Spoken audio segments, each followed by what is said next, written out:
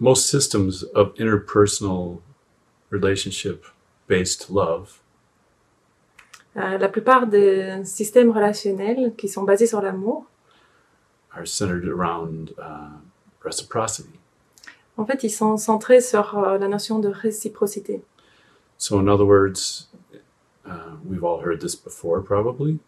Et en d'autres termes, et vous avez probablement tous entendu déjà ceci, It's a type of love that's, if you do this for me, then I'll do this for you.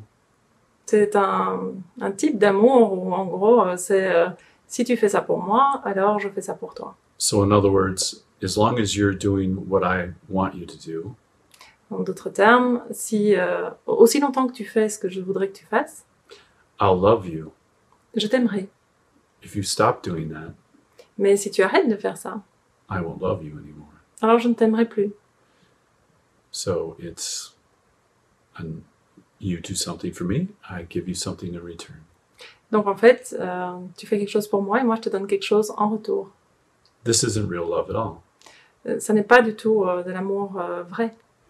If it can be lost because of some condition, something that happens in form, Si ça peut être perdu parce qu'il y a une condition, donc quelque chose qui se passe dans la forme qui peut survenir, then it's an activity centered around actions of the individualized self. et qui peut faire qu'il soit perdu, alors cet amour, ben, c'est une activité qui est centrée sur le moi individuel. So it's performed by the individualized self, the ego, Donc en fait, il est fait, il est actif via l'ego, le moi individuel. so it's performed by the ego, for the ego, to perpetuate the ego. Donc il est fait par le moi, par l'ego, pour l'ego et pour perpétuer l'ego. And we can see upon close examination that most experiences of what we call love in life Et si on regarde bien, on peut voir que la plupart des expériences de ce qu'on appelle l'amour dans la vie are based on this system. sont basées sur ce système. And so, most of the time when we think we're experiencing love, or we think love is being expressed towards us, Donc la plupart du temps qu'on ressent de l'amour ou qu'on pense que quelqu'un nous exprime de l'amour, it's conditional. c'est en fait conditionné. Ça dépend d'une condition. Un des aspects de l'amour inconditionnel qui est souvent caché ou dont on ne parle pas, c'est que, bien sûr, quand on dit amour inconditionnel, on pense, comme dit Ken, que ça rejoint l'idée qu'il n'y a pas une condition dans la situation qui fait que je vais ressentir cet amour.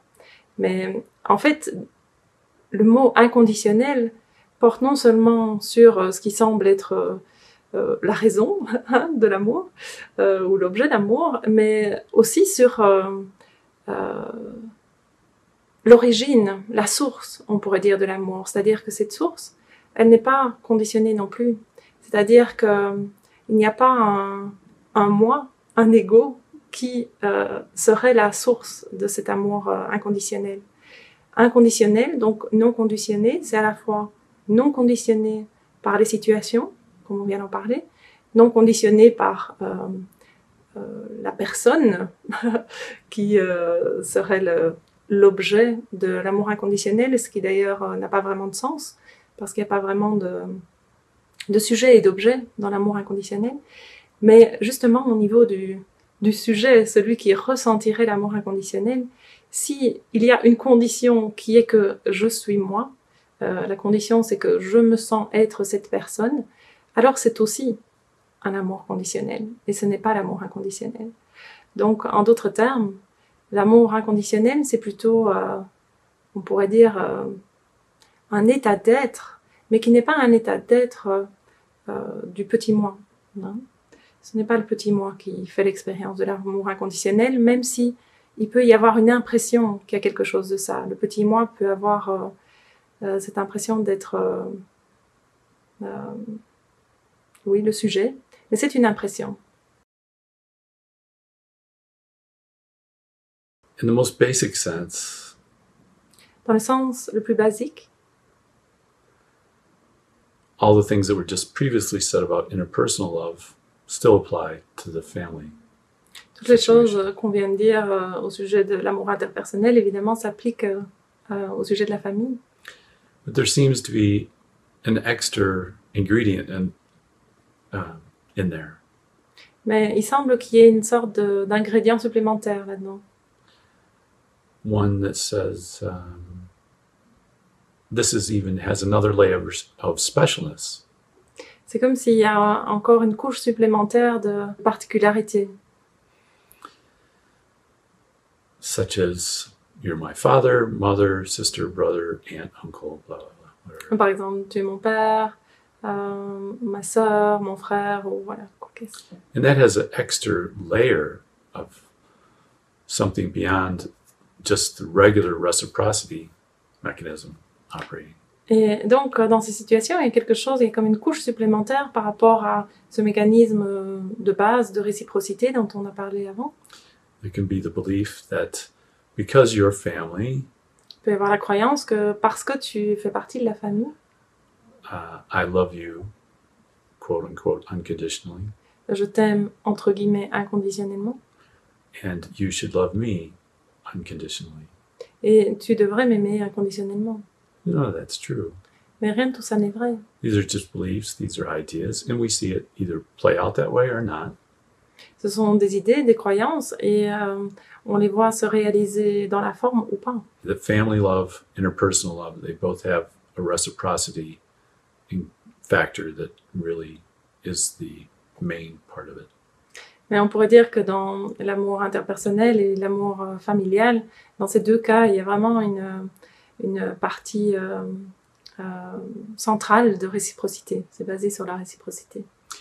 We can see that both situations center around I give, you give back. It's the reciprocity. I give, you receive, blah. It's all about the individualized self. On peut voir que ces relations qui sont basées sur je te donne, tu me rends, c'est vraiment basé sur la réciprocité et sur la notion de moi individuel. If it's something that can be lost, if it's something that you think you can give and not have it return, it's not real. Et si c'est quelque chose qui peut être perdu, quelque chose dont vous avez l'impression que vous pouvez le donner et ne pas le recevoir en retour, alors ce n'est pas quelque chose de réel. Can you say what you mean by real? It's imaginary. It's an illusion. Je demandais à Ken de définir ce qu'il entend par pas réel. Donc, c'est imaginaire, c'est une illusion. If it's transitory, it wasn't real in the first place. Quand quelque chose est transitoire, ce n'est pas quelque chose de réel. So in other words, if we could think of unconditional love, donc si on parle de l'amour inconditionnel, not as something that passes away, that's momentary, that is there and then gone. Donc l'amour inconditionnel, il n'est pas transitoire, il n'est pas momentané. We can see that this, for lack of a better term, special, idealized love, it comes and goes. Donc par comparaison, on peut voir que l'amour particulier, l'amour spécifique, il vient et il va. And the other is a non-specific state of being that can just be present. Tandis que l'autre, l'amour inconditionnel, c'est plutôt un état d'être non spécifié, qui ne fait pas des allées-venues.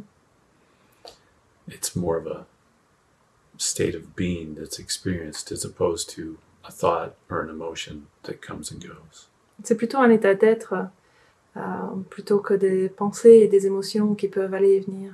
Donc je ne sais pas si c'est clair donc ce qu'on entend par amour inconditionnel et comment on peut voir que de fait dans notre vie de tous les jours et surtout dans ce qui est appelé amour voilà en général que ce soit dans les livres, dans les médias, dans les relations, est-ce que tu m'aimes, hein? Est-ce que tu m'aimes? En général, voilà, c'est à ça que ça fait allusion, c'est à cet amour conditionné qui est l'amour d'un sujet du moi conditionné, du moi individuel, pour un objet, un autre moi individuel, et qui est soumis à condition. Donc voilà, tout ça ne sert pas de l'amour inconditionnel. Et donc, cet état d'être de l'amour inconditionnel, en fait, on dit qu'il ne fait pas des allées-venues. Ça ne veut pas dire que cet état est toujours présent. Je vais peut-être en parler un petit peu. Mais ce n'est pas pour autant qu'on peut dire qu'il fait des allées-venues du type de l'amour conditionné. L'amour conditionné, comme a dit Ken, il peut être perdu, c'est-à-dire que un jour je t'aimais et puis un jour je ne t'aime plus. Mais l'amour inconditionnel, sa présence ou son absence est plutôt simplement la présence ou l'absence de cet état, on pourrait dire quand même encore spécifique de l'amour inconditionné dans la conscience. Hein. Parce que nous sommes conscience, et donc la conscience que nous sommes peut faire l'expérience de cet état d'amour inconditionnel ou peut faire l'expérience de son absence, hein, d'une neutralité, on pourrait dire, qui n'est pas toujours remplie, on pourrait dire, de cet état d'amour inconditionnel.